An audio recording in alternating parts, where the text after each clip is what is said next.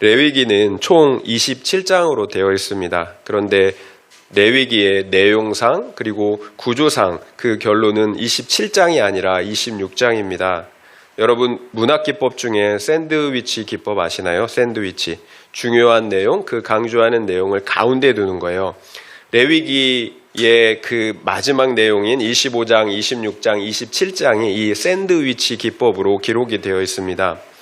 25장은 우리가 살펴본 것처럼 안식년과 희년에 대한 규례였어요. 그리고 27장은 하나님께 대한 서원과 토지 물음, 그리고 11조 등에 대한 규례들이에요. 그러니까 오늘 함께 살펴볼 26장을 가운데 두고 그 앞뒤로 안식년과 희년과 서원과 토지 물음, 그리고 11조 등과 같은 성결 규례들을 배치해 놓았다라는 거예요. 따라서 그 구조상 그 26장이 레위기 전체의 결론부에 해당이 된다는 것입니다. 그렇다면 26장은 어떤 내용일까요? 하나님의 말씀에 순종하였을 때 받게 될 복들과 그리고 그 반대로 불순종하였을 때 받게 될 형벌에 대한 내용들이에요. 레위기는 우리가 어떻게 하나님과 함께 할 수 있는지 그 방법들을 가르쳐 주신다라고 그런 내용이라고 말씀을 드렸어요. 따라서 우리가 지금까지 함께 살펴본 것처럼 제사 규례를 통해서 또 정결 규례를 통해서 그리고 우리 일상의 성결 규례를 통해서 하나님과 함께 할 수 있는 방법들을 우리가 살펴보았습니다. 이처럼 하나님께서는 앞서 하나님과 함께 할 수 있는 그 언약의 규례들을 명령하시고요. 그리고 이제 마지막으로 그에 따른 순종과 불순종의 결과들을 지금 보여주시고 말씀해 주시고 계신 것입니다. 딱 두 가지 길밖에 없어요. 중간은 없어요. 순종과 불순종이 있습니다. 그러니까 너희는 순종과 불순종 중에 어떤 길을 선택할 것이냐며 우리에게 묻는 거예요. 그리고 그 내용들을 지금 말씀하고 계십니다. 그 결과에 대해서 말씀하고 계신다라는 거예요. 오늘 본문의 말씀은 그 순서상 우리가 순종을 선택하였을 때 받게 될 복의 내용들이에요. 함께 살펴보도록 하겠습니다. 3절부터 5절 함께 읽도록 하겠습니다. 3절부터 5절이에요. 너희가 내 규례와 계명을 준행하면 내가 너희에게 철따라 비를 주리니 땅은 그 산물을 내고 밭의 나무는 열매를 맺으리라. 너희의 타작은 포도 딸 때까지 미치며 너희의 포도 따는 것은 파종할 때까지 미치리니 너희가 음식을 배불리 먹고 너희의 땅은 안전하게 거주하리라. 너희가 내 규례와 내 계명을 준행하면, 그러니까 지금까지 설명한 규례들, 그 언약의 계명들을 준행하면 복을 주시겠다는 것입니다. 어떤 복입니까? 철을 따라 비를 주리니 땅은 그 산물을 내고 밭의 나무는 열매를 맺으리라. 그 산물과 열매가 얼마나 풍성한지 곡식 타작하기를 포도 딸 때까지 하게 되고, 그리고 포도 따는 것을 파종할 때까지 하게 된다라고 말씀하고 있어요. 그만큼 소산물이 풍성하게 하시겠다라는 말씀입니다. 따라서 너희가 음식을 배불리 먹고 너희 땅에서 안전하게 살 것이라고 말씀하세요. 우리나라 국토의 70%가 산악지역이에요. 그런데 만약 비가 없다면 그 푸른 산악지역이 어떻게 될까요? 얼마 지나지 않아 푸른 산악이 사막이 될 것입니다. 인간은 물론 어떤 생명도 생존할 수가 없다라는 거예요. 그러니까 비가 많이 온다고 우리가 불평하면 안 돼요. 비 자체가 축복이에요. 물이 없으면 아무리 울창한 숲과 산도 곧바로 사막이 됩니다. 특별히 이스라엘 자손이 들어가 살아야 할 가나안 땅은 강이나 하천이 없어요. 큰 강이나 하천이 없어요. 여러분, 언젠가도 말씀드렸던 것처럼 천수답이에요. 비가 없으면 하늘만 바라봐야 되는 땅, 비가 없으면 농사를 지을 수가 없어요. 하늘에서 비를 내려주시면 살지만 비가 없으면 죽어요. 결국 이스라엘 자손들에게 비는 생명과도 같다라는 거예요. 우리가 살아가는데 가장 필요한 것이 무엇일까요? 우리가 좋아하는 돈? 명예일까요? 건강일까요? 하늘에서 내려주시는 비가 있어야 우리가 살 수 있는 것처럼 우리에게 반드시 필요한 것은 하나님의 은혜예요. 돈이 많아도 건강을 가져가시면 다 끝이에요.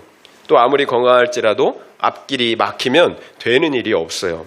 결국 우리에게 가장 필요한 것은 하나님의 은혜예요. 하나님께서 우리를 불쌍히 여겨주실 때 살 수가 있습니다. 아무리 열심히 씨를 뿌린들 무엇하겠습니까? 또 밭이 많으면 무엇하겠어요? 비를 주시지 않으면 그 모든 수고와 그 소유가 헛되고 무용지물이 된다라는 거예요. 우리 인생이 그래요. 만약 하나님의 은혜가 없다면 우리의 모든 수고와 열심, 세상 지식과 방법들이 다 무용지물이 된다는 거예요. 아무리 애쓰고 힘써도 소용이 없어요. 반드시 하나님의 은혜가 함께 주셔야 합니다. 그렇다면 그 은혜가 어떻게 주어진다라고 말씀하고 계십니까? 너희가 내 규례와 계명을 준행하면이라고 말씀하고 계세요. 결국 너희가 내 언약의 말씀, 규례를 순종하면 철을 따라 그 은혜의 비를 내려주신다는 것입니다. 그래서 너희의 모든 산업을 풍성하게 하시겠다라는 거예요. 이어지는 6절부터 12절까지의 말씀 역시 동일해요. 너희가 나의 규례와 계명을 순종했을 때 받게 될 복과 은혜를 말씀하시는 거예요. 내가 그 땅에 평화를 주시겠다라고 말씀하세요. 그래서 너희를 두렵게 할 자가 없게 할 것이라고 말씀하세요. 하나님께서 사나운 짐승을 제하여 버리고 칼을 행하지 못하게 하시고 원수를 쫓아내실 것이라고 말씀합니다. 그래서 너희를 번성하고 창대하게 하여 내가 너희와 함께한 언약을 이행할 것이라고 말씀하세요. 여기서 우리가 무엇을 할 수 있나요? 우리의 심령의 평안과 다른 사람들과의 관계에서의 누리는 그 평화 역시 은혜의 결과임을 알 수가 있다라는 거예요. 우리가 다른 사람과 관계가 안 좋습니까? 은혜가 없어서 그런 거예요. 하나님의 은혜가 없다면 우리의 심령이 제일 먼저 메마르게 돼요. 비가 오지 않는 사막처럼 그 심령이 쩍쩍 갈라지게 된다라는 거예요. 그러면 우리의 기쁨의 이유인 곡식과 포도 열매를 맺을 수가 없는 것입니다. 우리가 눈에 보이는 열매들만 말씀하는 게 아니에요. 우리 안에, 우리 심령 안에 기쁨의 이유인 곡식과 포도 열매들이 그 소출들이 있어야 된다라는 거예요. 왜 우리의 심령에 희락과 기쁨의 열매는 없고 분노와 미움과 탐심과 같은 육신의 열매들이 가득하겠습니까? 하나님께서 주시는 은혜가 없기 때문이에요. 그래서 내 심령에 평안이 없는 거예요. 또 그래서 다른 사람들과의 관계 속에서도 화평이 없는 것입니다. 그래서 다투고 싸우는 거예요. 서로 뾰족한 사람들끼리, 은혜가 없는 사람들끼리 화평을 이루는 것이 쉽겠습니까? 어렵죠. 안 돼요. 그렇다면 한번 생각해 보세요. 나에게는 왜 은혜의 단비가 없는 걸까요? 나름대로 신앙생활을 잘 하고 있는데 말입니다. 혹시 말씀에 순종하고 있지 않기 때문은 아닐까요? 내가 아무리 종교적인 열심을 들여서 예배를 드리고 기도를 해도 또 헌금을 한다고 해도 말씀에 순종하지 않는다면 소용이 없어요. 하나님께서 내가 너희와 함께한 언약을 이행할 것이라고 말씀하십니다. 결국 지금 하나님께서 말씀하시는 내용의 핵심은 언약에 대한 것입니다. 제가 여러 번 말씀드린 것처럼 우리를 구원하신 이유는 하나님과 우리 사이에 언약을 맺으시겠다라는 거예요. 구원이 그 끝이 아니라는 거예요. 이제 언약 관계 안으로 들어가자는 것입니다. 언약은 일방적인 약속이 아니에요. 쌍방이 맺는 것입니다. 한쪽이라도 그 약속을 지키지 않으면 그 언약 관계가 유지될 수가 없다라는 거예요. 남녀의 결혼 관계와도 같다라고 말씀을 드렸어요. 그러니까 하나님께서 지금 무엇을 말씀하고 계시는 겁니까?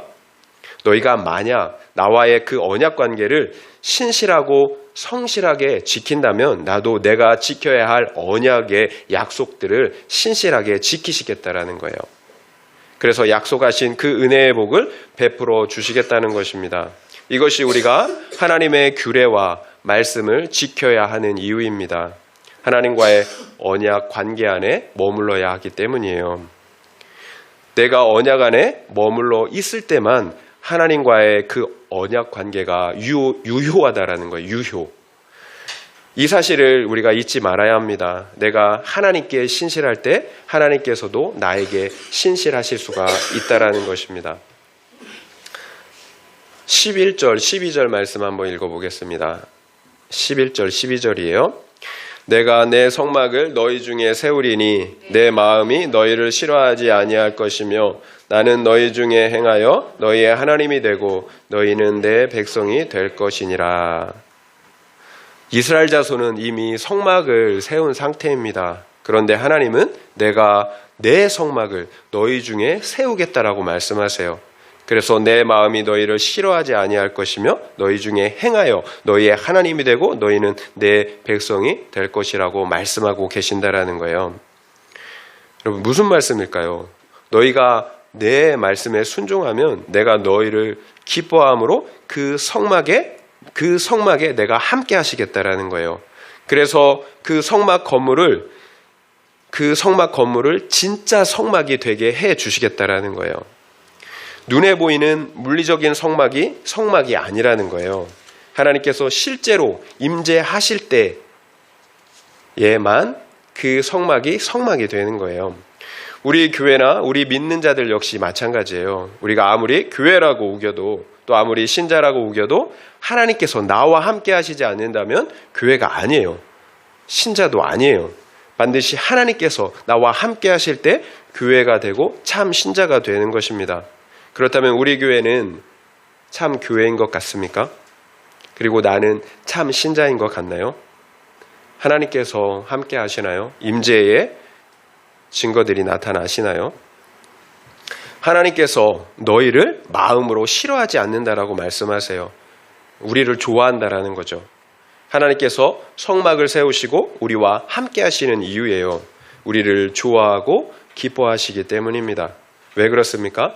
우리가 하나님의 말씀에 순종함으로 언약 안에 있기 때문이에요.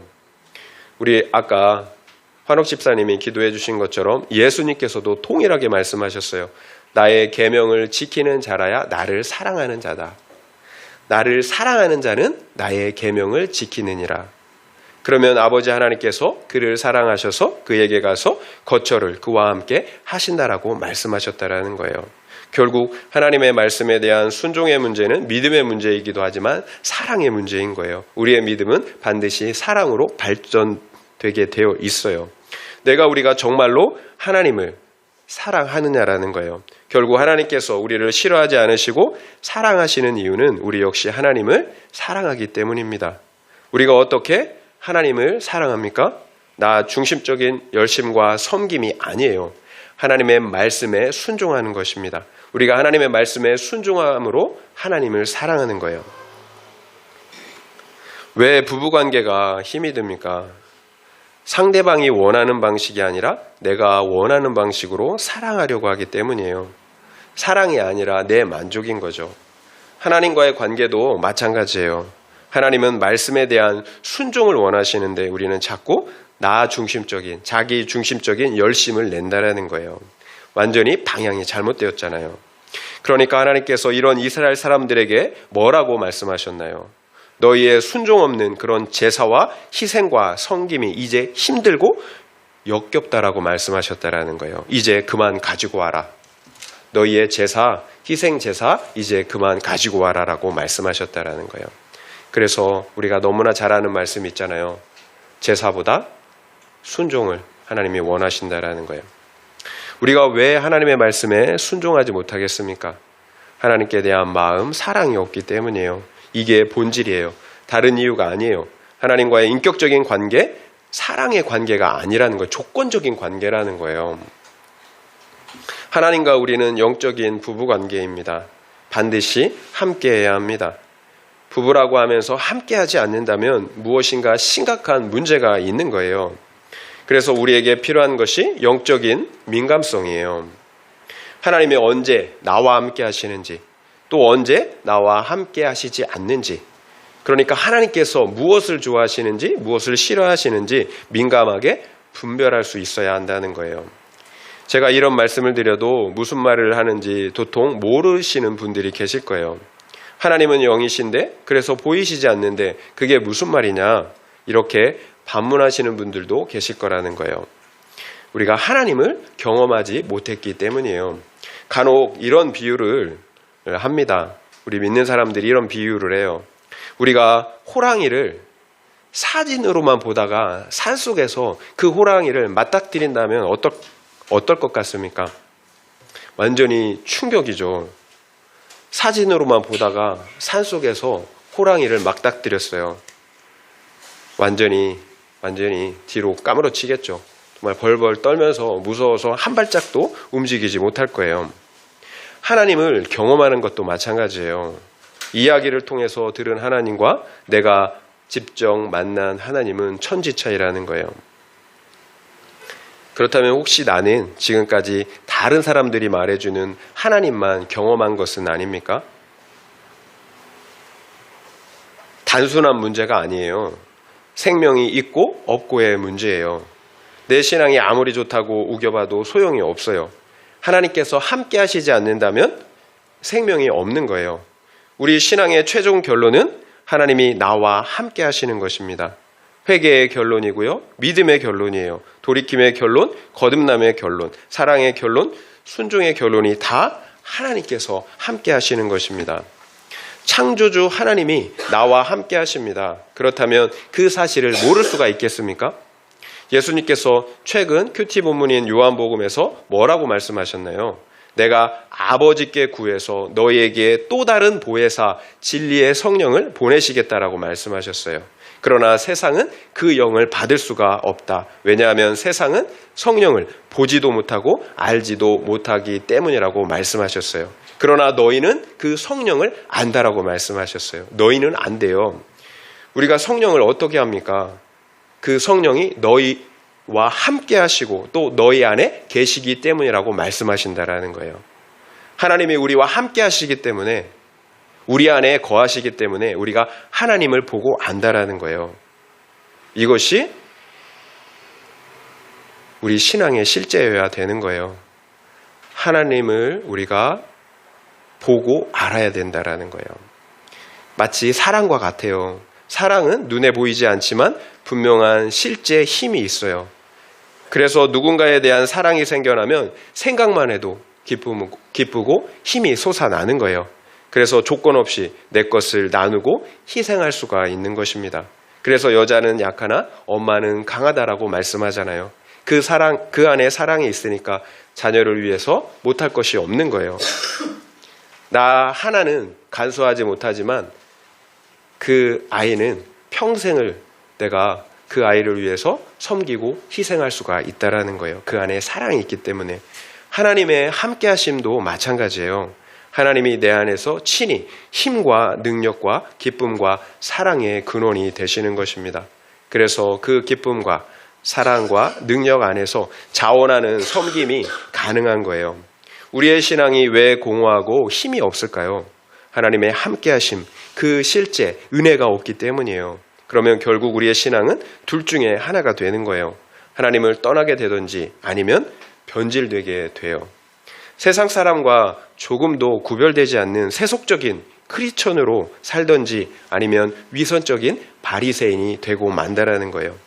그러면 나는 믿고 있다라고 생각할지 모르겠지만 하나님과는 전혀 관계가 없는 종교 생활을 하는 거예요. 우리가 만약 언약의 말씀에 순종하지 않는다면 이런 비극적인 일들이 나에게 벌어진다라는 거예요. 결국 우리에게 필요한 은혜는 다른 것이 아닙니다.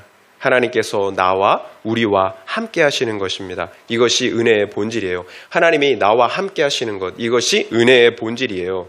나에게 필요한 모든 은혜들은 하나님께서 나와 함께 하실 때 나타나는 결과들이기 때문에 그런 거예요. 은혜의 본질은 하나님이 나와 함께 하시는 것입니다.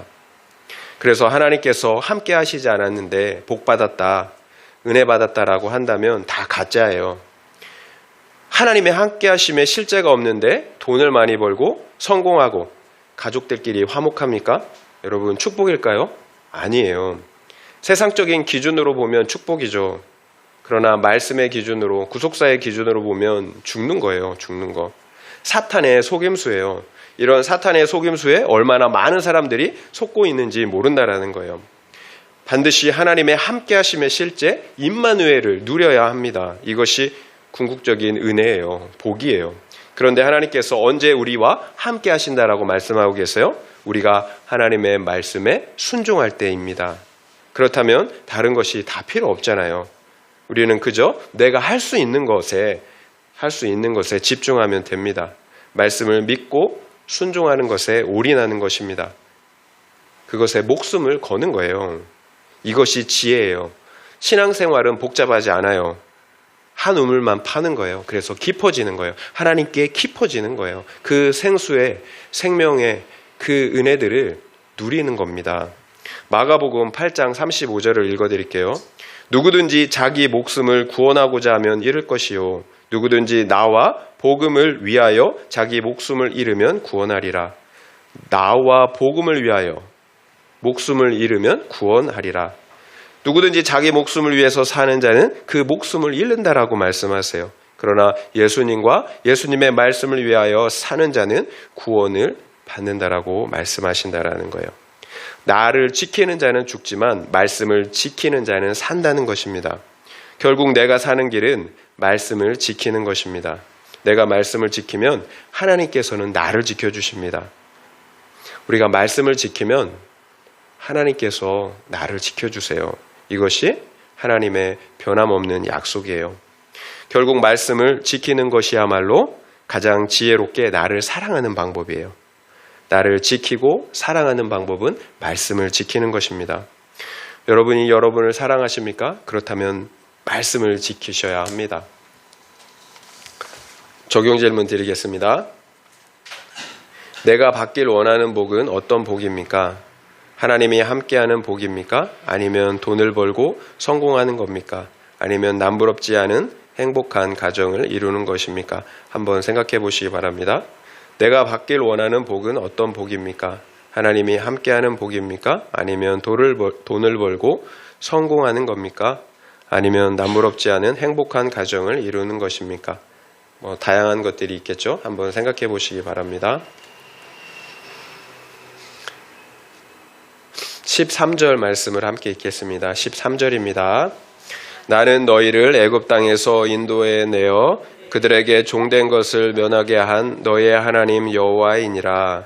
내가 너희의 멍에에 빗장을 부수고 너희를 바로 서서 걷게 하였느니라. 우리가 신앙생활을 하면서 반드시 점검해야 할 것이 있습니다.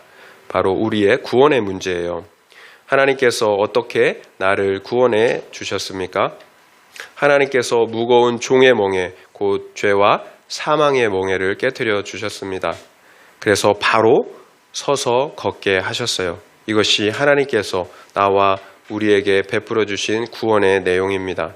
결국 우리가 하나님의 말씀에 순종할 수 있는 이유는 하나님께서 나와 우리를 죄의 멍에서 해방시켜 주셨기 때문이에요. 그래서 바로 걷게 해 주신 것입니다. 바로 걷는다라는 것은 하나님의 말씀에 순종할 수 있게 되었다라는 거예요. 그래서 하나님과 동행할 수 있게 되었다는 것입니다. 그렇다면 과거 우리가 사탄의 종살이할 때는 하나님의 말씀에 순종할 수가 없었다라는 거예요. 왜 그래요? 무거운 죄의 멍에를 메고 있었기 때문입니다. 그러나 이제는 하나님께서 우리의 그 모든 죄의 멍에를 벗겨 주셨습니다. 그래서 우리가 바로 서서 걷게 된 이유예요. 하나님의 말씀에 순종할 수 있는 이유라는 거예요. 우리의 거듭남으로 이제 말씀에 순종할 수 있는 능력을 갖게 되었다는 거예요. 결국 우리가 하나님의 말씀에 순종하지 못한다면 우리의 거듭남, 우리의 구원의 문제를 우리가 돌아봐야 한다라는 거예요. 우리가 왜 하나님을 신뢰하지 못합니까? 왜 하나님의 말씀에 순종하지 못합니까? 우리가 정말 거듭났다면 이제 똑바로 걸어갈 수가 있어야 합니다. 반드시 말씀을 기뻐하고 즐거워해야 합니다. 그렇지 않다면 우리의 신앙의 전체를 우리가 점검해 봐야 하는 거예요. 이렇게 말씀드리는 것을 너무 심하다라고 생각하실 수가 있어요. 그러나 우리의 구원보다 더 중요한 것이 어디 있겠어요? 영원히 달린 문제예요. 아무리 저는 이것을 강조해도 말씀을 드려도 지나치지 않다라고 생각이 들어요. 우리의 기준이 아니라 반드시 말씀의 기준으로 우리의 구원의 문제를 점검해 봐야 된다는 거예요. 물론 우리가 여전히 죄의 몸을 입고 있습니다. 따라서 천사들처럼 하나님의 말씀에 완전하게 순종할 수는 없어요. 여전히 우리 안에 죄의 소욕이 역사하고 있기 때문이에요. 그래서 거룩과 구원을 이루어 가야 하는 것입니다. 그래서 최종적으로 우리의 구원의 완성은 우리의 육체를 벗는 날이 될 것입니다. 그럼에도 최소한 구원받은 우리는 죄의 지배를 받는 죄의 종으로는 살 수가 없다라는 거예요. 왜냐하면 거듭난 우리는 이제 새로운, 완전히 다른 새로운 피조물이 되었기 때문이에요. 또한 성령 하나님께서 우리 안에서 직접 우리를 통치하신다라는 거예요. 사탄의 나라에서 하나님의 나라로 옮겨졌습니다. 이것이 복음이에요. 이것이 율법과 복음의 차이예요. 율법으로는 하나님의 말씀에 순종할 수가 없다라는 거예요. 그러나 복음으로는 하나님의 말씀에 순종할 수가 있습니다. 예수 그리스도의 십자가의 보혈로 우리를 의롭게 해주셨어요. 그리고 성령께서 우리를 거듭나게 하시고 우리 안에서 성령의 능력으로 통치로 말씀을 순종할 수 있게 해주셨다라는 거예요. 이게 복음이에요. 복음. 율법으로는 의로워질 수도 없고요. 말씀을 순종할 수도 없어요. 하지만 복음이 예수 그리스도께서 또 성령께서 그 모든 것을 가능하게 해주신다라는 거예요. 따라서 우리는 반드시 말씀하는 순종하는 삶을 살아야 한다라는 거예요. 실제적인 우리의 삶 가운데 성령의 열매들, 사랑의 열매들을 맺어야 한다는 것입니다. 이것이 구원받은 성도들에 대한 성경의 분명한 가르침이기 때문이에요. 목회를 하다 보면 신앙생활을 내 유익의 방편으로 생각하시는 분들이 종종 계세요. 그래서 교회에서 들은 말씀들 중에서 자신의 삶 속에 필요한 지혜는 빼서 사용하지만 정작 하나님의 말씀을 순종하지는 못한다라는 거예요. 그런 분들에게는 하나님의 말씀이 절대적인 진리가 될 수가 없는 거예요.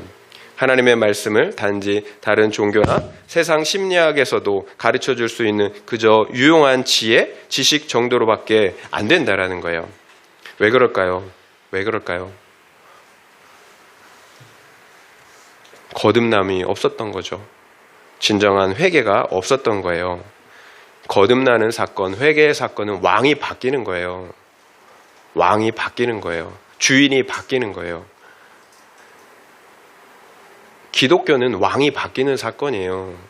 그냥 저 신을 통해서 어떤 유익을 얻겠다, 이 정도의 종교가 아니라는 거예요.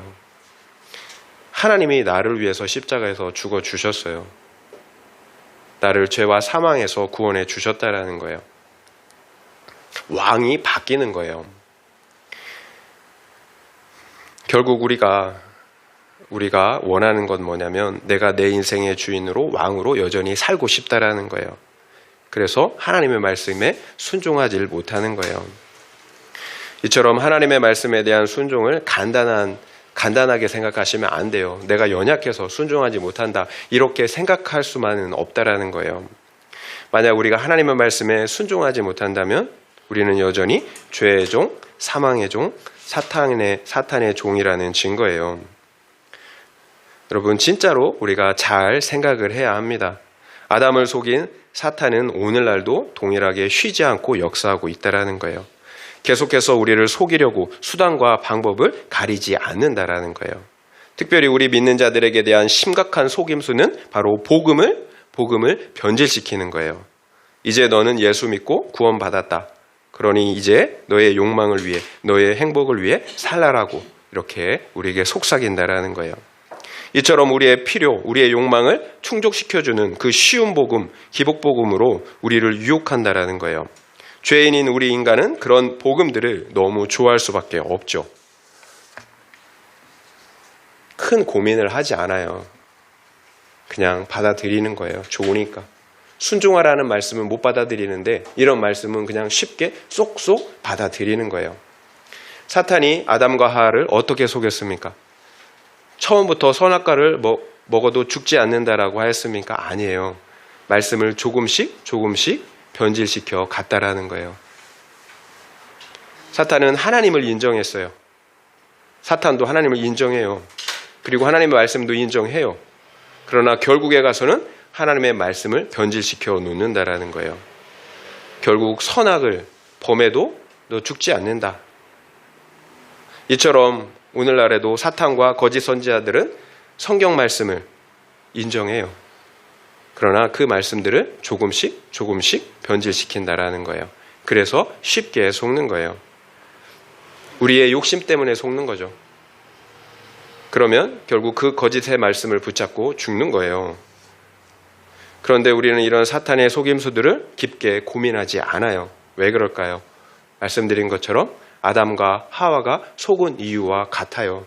여전히 하나님처럼 되고자 하는 마음들이 있기 때문이에요. 내가 왕이 되어 살아가는 지금 당장의 삶이 좋고 행복하다라는 거예요. 그러나 하나님 나라의 백성의 정체성은 분명하잖아요. 하나님의 말씀을 듣고 행하는 자들, 지키는 자들이 하나님 나라의 백성들이에요. 하나님의 말씀을 듣고 지키는 사람들이 구원받은 하나님의 백성들이라는 거예요. 변하지 않아요. 하나님 나라의 그 백성들의 정체성은 결코 변하지 않아요. 그래서 우리 교회의 사명은 엄청난 그 무엇을 하는 것이 아닙니다. 내가 있는 그 자리에서 하나님의 말씀에 순종하는 백성들로 살아가는 것입니다. 이것이 우리 교회 하나님 백성들의 사명이에요. 그러면 하나님께서 우리를 세상의 빛과 소금이 되게 하십니다. 우리를 통해서 그 십자가의 복음, 생명의 복음이 우리를 통해서 흘러가게, 증거되게 하신다라는 거예요. 그러므로 하나님께서는 우리를 통해 영광 받으시는 거예요. 대단한 것을 하는 것이 아닙니다. 한 말씀을 믿고 순종하는 거예요. 그러면 하나님께서 모든 것을 다 이루시는 거예요. 그러니까 말씀을 순종하는 일보다 더 큰 사명은 없는 거예요. 우리가 목사가 될 필요 없어요. 선교사가 될 필요가 없어요. 말씀을 믿고 살아가면 그것이 목사이고 선교사예요. 우리는 반드시 우리가 믿는 대로 가치관대로 살게 되어 있습니다. 그런데 평생토록 형성된 그 세상의 가치관이 쉽게 변하겠습니까? 쉽게 변하지 않아요. 그래서 계속해서 우리가 하나님의 말씀을 듣고 읽고 묵상해야 하는 것입니다. 결국 가치관의 싸움이에요. 세속의 가치관과 말씀의 가치관, 구속사의 가치관이 내 안에 계속 싸움을 일으켜요. 말씀드린 것처럼 어떤 가치관이 이길까요? 내가 먹이를 많이 준 가치관이 이기겠죠. 내가 많은 마음을 주고 시간을 준 그 가치관이 이기는 거예요. 우리의 기복의 가치관이 반드시 말씀의 가치관으로 변해야 합니다. 그래야 순종할 수가 있어요. 따라서 우리 교회가 지속적으로 함께 그 구속사의 말씀을 묵상하고 나누며 함께 가는 것입니다. 하나님의 말씀을 순종한다고 할 때 막연하게 생각하실 필요가 없어요. 또 거창하게 생각하실 필요도 없습니다. 오늘 나에게 주신 그 한 말씀을 듣고 순종하면 되는 거예요. 그렇게 한 말씀을 살아가다 보면 어느새 거룩한 하나님의 사람, 순종의 사람으로 되어 있다라는 거예요. 왜 큐티를 해도 유익이 없겠습니까? 왜 은혜가 없을까요? 우리가 듣기만 하고 순종하지 않기 때문이에요. 오늘 주신 그 한 말씀을 순종하면 다른 말씀도 순종할 수가 있습니다. 그러나 그 한 말씀을 지금 순종하지 못한다면 다른 말씀들 역시 순종할 수가 없어요. 그런데 우리는 하나님의 말씀을 순종하는 것이 정말로 어려워요. 정말로 어려워요. 그래서 기도하는 거예요, 여러분. 기도 그래서 하는 거예요. 성령의 통치, 성령의 능력을 힘입어야 하기 때문입니다. 기도는 내 뜻이 이루어지기 위해서 하는 것이 아닙니다. 하나님의 뜻이 이루어지기 위해서 하는 것, 이것이 올바른 기도예요. 내가 원하는 내 삶의 소원, 내 육적인 소원을 위해서만 기도한다면 결코 하나님의 말씀에 순종할 수가 없다라는 거예요. 똑똑해져야 되잖아요. 우리가 지혜로워야 되잖아요. 우리가 구하는 모든 복을 주님이 언제 주신다라고 말씀하십니까? 너희가 내 규례, 말씀에 순종할 때 주신다라고 말씀하고 계시잖아요. 나를 통해 말씀이 이루어질 때, 하나님의 뜻이 이루어질 때 모든 복을 주신다라는 거예요. 예수님께서 말씀하신 그대로예요. 너희는 무엇을 먹을까? 무엇을 마실까? 염려하지 마라. 이 모든 것들은 이방인들이 구하는 것이다. 너희의 하늘 아버지께서는 이 모든 것들이 너에게 있어야 할 줄을 다 아신다. 따라서 어떻게 기도하라고 말씀하셨나요? 너희는 이렇게 기도하라고 말씀하셨잖아요. 너희는 먼저 그의 나라와 그 의를 구하라. 그리하면 그 모든 것을 너에게 더하시리라. 이것이 지혜예요. 말씀을 살아내기 위해서 기도하는 것입니다. 말씀을 살아내면 우리에게 필요한 그 모든 것을 하나님께서 더해 주신다라고 약속해 주셨잖아요. 그래서 우리 주님은 너희는 깨어 있어 항상 기도하라고 말씀하신 것입니다. 기도를 통해 성령의 통치를 받아야 하기 때문이에요. 우리가 가지고 있는 그 과거에 그 정욕에 물든 우리의 육신으로는 하나님의 말씀에 순종하기가 너무나 어려워요. 그래서 성령의 통치를 받아야 하는 것입니다. 그래서 우리가 기도를 해야 하는 거예요. 성령의 통치를 받을 때만 말씀에 순종할 수가 있기 때문이에요. 이렇게 기도하는 것, 그래서 기도하는 것, 이것이 지혜입니다. 나의 정욕을 위해서 구하는 것, 당장의 소원을 위해서 구하는 것이 지혜가 아니에요. 우리가 믿음을 가지고 있다면, 말씀을 제대로 알고 있다면 우리가 지혜롭게 간구해야 되겠죠. 적용 질문 드리겠습니다. 하나님의 말씀에 순종하지 못하는 이유는 무엇입니까? 회개와 거듭남이 없기 때문입니까? 아니면 말씀을 묵상하지 않기 때문입니까? 한번 생각해 보시기 바랍니다. 하나님의 말씀에 순종하지 못하는 이유는 무엇입니까? 회개와 거듭남이 없기 때문입니까? 아니면 말씀을 묵상하지 않기 때문입니까? 한번 생각해 보시기 바랍니다. 말씀을 마무리하겠습니다. 왜 우리 인생의 목적이 행복이 아니라 거룩과 구원이겠습니까? 거룩과 구원을 이루는 삶이 다름 아닌 말씀을 순종하는 삶이기 때문이에요. 말씀을 순종할 때 어떤 복을 주신다라고 약속하셨습니까? 임마누엘, 하나님께서 함께 하시는 복을 주신다라고 약속하셨습니다. 이것이 영생이에요. 다른 복이 설령 없다 손치더라도 하나님께서 지금 나와 함께 하신다면 모든 복을 다 받은 것입니다. 말씀을 믿고 순종하는 삶에 올인하시기를 바랍니다. 그러면 임마누엘 하시는 하나님께서 지금부터 영원까지 나와 우리를 지키신다고 또 책임져 주신다라고 약속하고 계십니다. 이런 은혜가 우리 모두에게 있기를 예수님의 이름으로 축원드립니다.